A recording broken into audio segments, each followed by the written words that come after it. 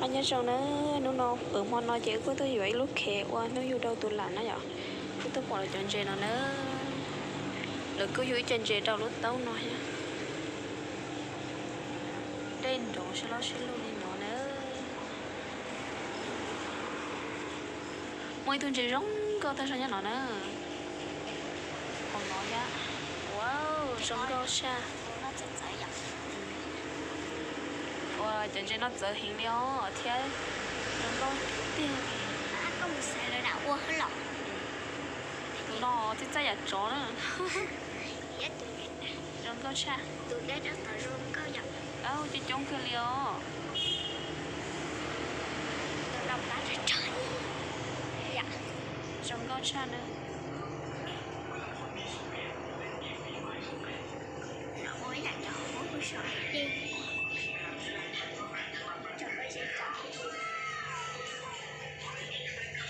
chỉ bố cho chân trên nó mới hôi cha nữa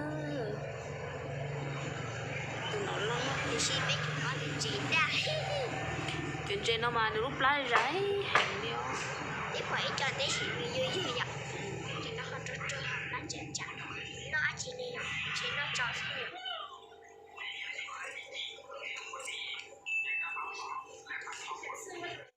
ta tạo cho tôi là ta tạo xong bên này đối bên nhà cái đấy nó cho Ilham ông nói là phải chơi qua ok nó thay đôi nâng nữa đối chơi ok trong nó nữa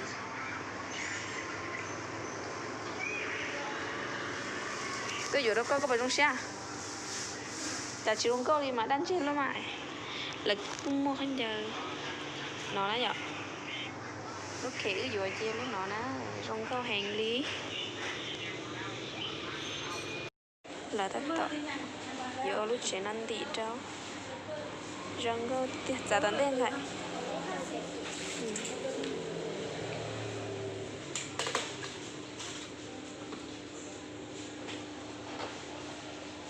giống câu nó ứng bằng cam mồ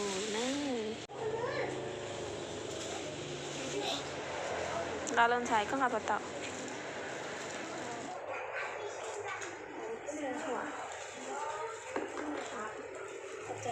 đời chữ phải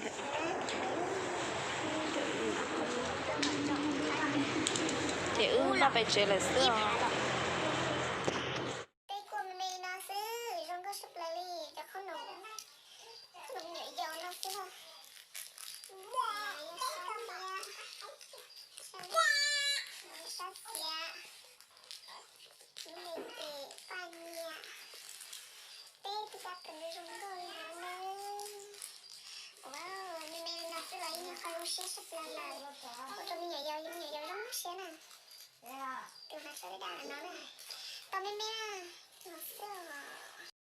Happy birthday to you. Happy birthday to you. Happy birthday,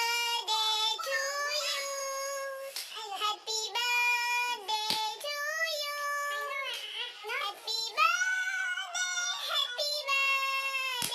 happy birthday to you. Các bạn.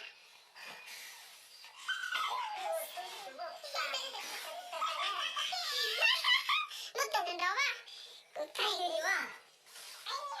Mấy giờ sao?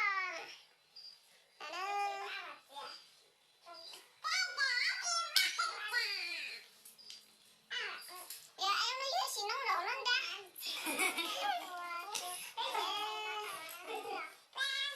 Có con tí xong mà. Cầu xong vậy à? Con ơi. Bé xong có bé xong à? Bé xong. Cũng một bé xong. Con này con. Có cho sao xong à? Mấy giờ xong? Mà nó bé ơi mẹ ấy có gì mà. Lòng cưng rồi đi mất thời gian rồi. Thật ra. Yên thầy phải nóng anh. Có sẵn hai thôi. Có cưng rồi đi. Nhưng mà ở đây ôn mẹ nói yên xíu. Đừng có được tài với em ơi của ta cười. Vậy sao nó lúc khi là cái bọn nhà chỉ là một cái mình ăn sai cứ là thế. Em này chỉ là các cưng cho. Ok, đi nào xưa nữa. Em muốn tắt kìa. Nó đều là một tà đi. Bộ cái gì? Không